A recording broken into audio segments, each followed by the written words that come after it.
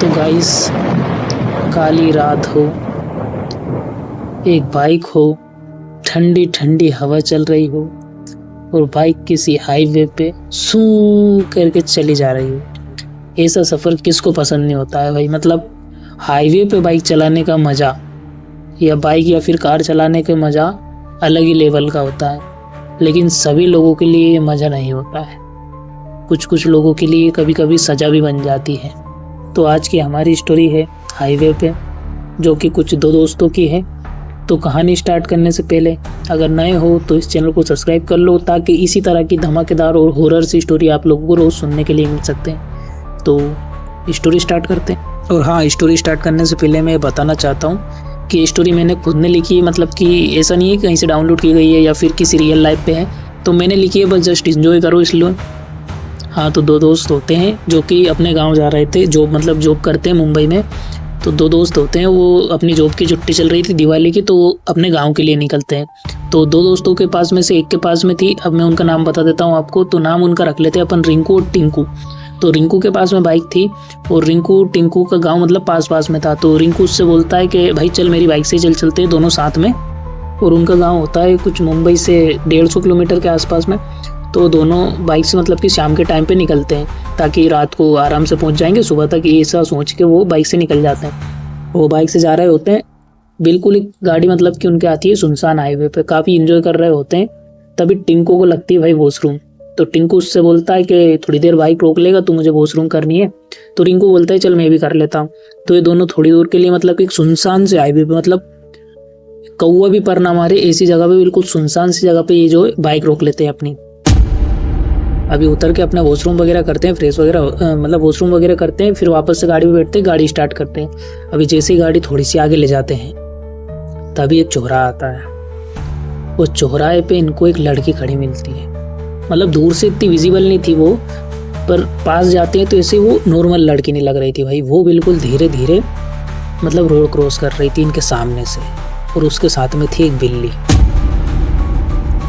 वो लड़की इनके तरफ देखती है और पता नहीं रिंकू को क्या होता है, ये अचानक से अपनी गाड़ी का बैलेंस बिगाड़ देता है और गाड़ी इनसे गिर जाती है। अभी जैसे ही उठ के उस लड़की को देखते हैं कि कहीं उसको चोट वगैरह तो नहीं लगी, तो लड़की वहाँ पे होती ही नहीं।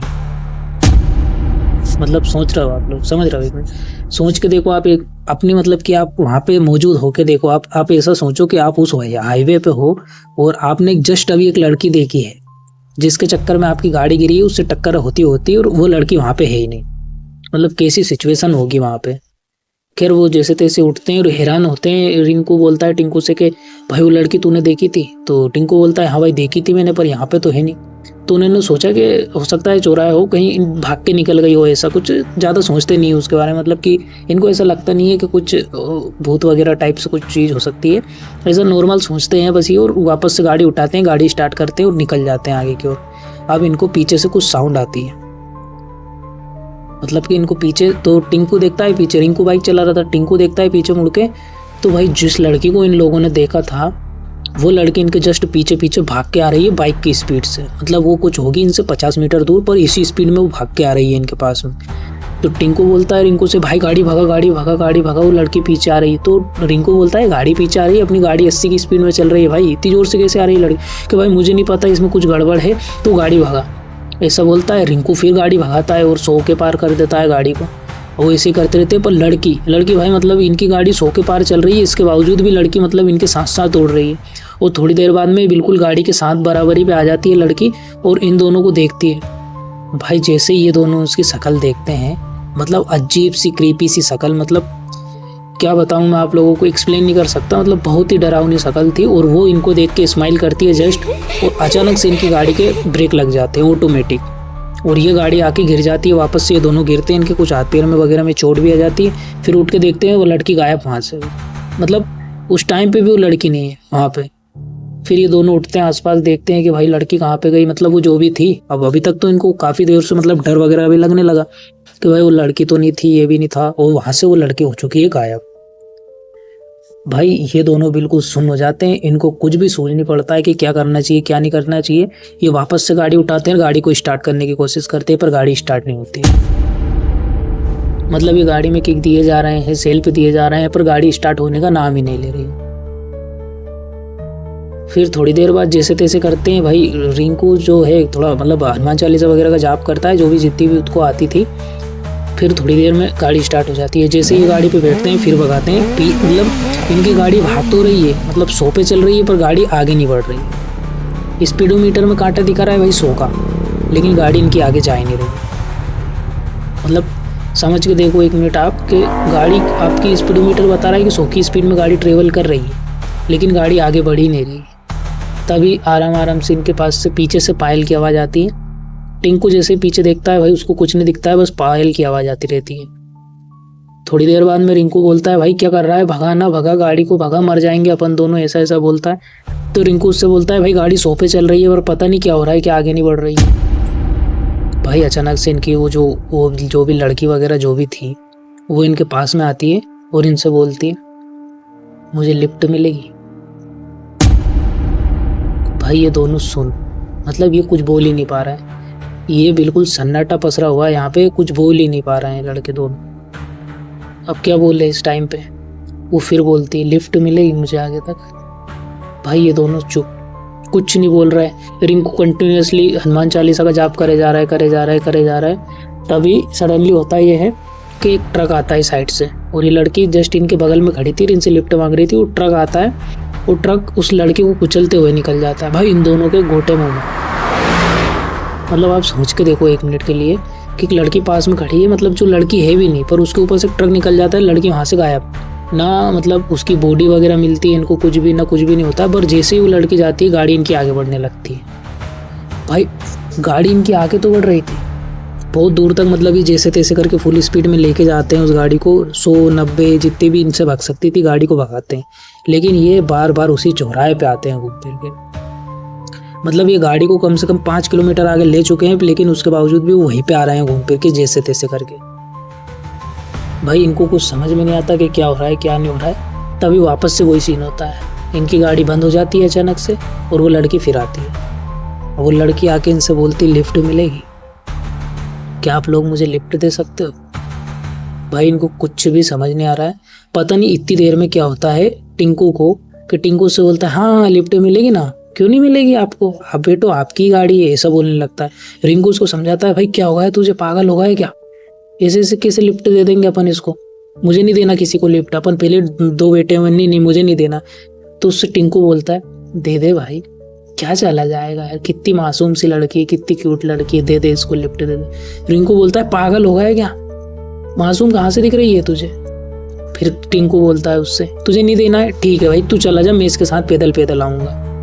और टिंकू बाइक से उतर जाता है और वो लड़की के पास जाने लगता है, और अचानक से ट्रक आता है और टिंकू को उड़ा के चला जाता है। रिंकू भाई वहीं सदमे से बेहोश। रिंकू को कुछ पता नहीं चल रहा है कि क्या हुआ, अभी उसके दोस्त के साथ क्या हुआ जस्ट, पर एक ट्रक आता है और उसको मतलब कि उसको टक्कर मार के निकल जाता है। टिंकू की बॉडी वहीं से थोड़ी सी दूर जाके गिरती है। रिंकू दौड़ के उस बॉडी के पास में जाता है और उसको देखते ही वहीं पे जाके बेहोश हो जाता है। फिर जब रिंकू की आँख खुलती है सुबह, तो उसके पास आसपास 4 मतलब कि अच्छे खासी पब्लिक वगैरह इकट्ठी हुई होती है, और उससे पूछते हैं कि तू यहाँ पे क्या कर रहा है, ये क्या कर रहा है यहाँ पे, ऐसा करके। और उसकी बाइक भी जस्ट पीछे पड़ी रहती है, लेकिन टिंकू की बॉडी वहाँ पे नहीं थी। मतलब वो रात को जहाँ पे बेहोश हुआ था उसको याद आया तो टिंकू की बॉडी वहीं पे थी, पर जैसे ही वो सुबह जागा तो टिंकू की बॉडी नहीं थी। वो सुबह उठ के बिल्कुल एकदम हैरान परेशान होता है कि मेरा दोस्त कहाँ है, उसकी वो यहीं पे गिरा हुआ था, यहीं पे सो रहा था, वो कहाँ गया। तो वो बोलते हैं कौन दोस्त, मतलब जो आसपास लोग खड़े हुए थे वो बोलते हैं उससे कौन दोस्त। भाई उसको कुछ भी समझ नहीं आ रहा है। उसने उसके पास फ़ोन ट्राई किया, फ़ोन भी नहीं लगा उसका। फिर वो जाता है पुलिस स्टेशन में और उसकी रिपोर्ट वगैरह लिखवाता है। पुलिस वाले मतलब उसकी छानबीन वगैरह करते हैं, उसकी बात मान के हुए।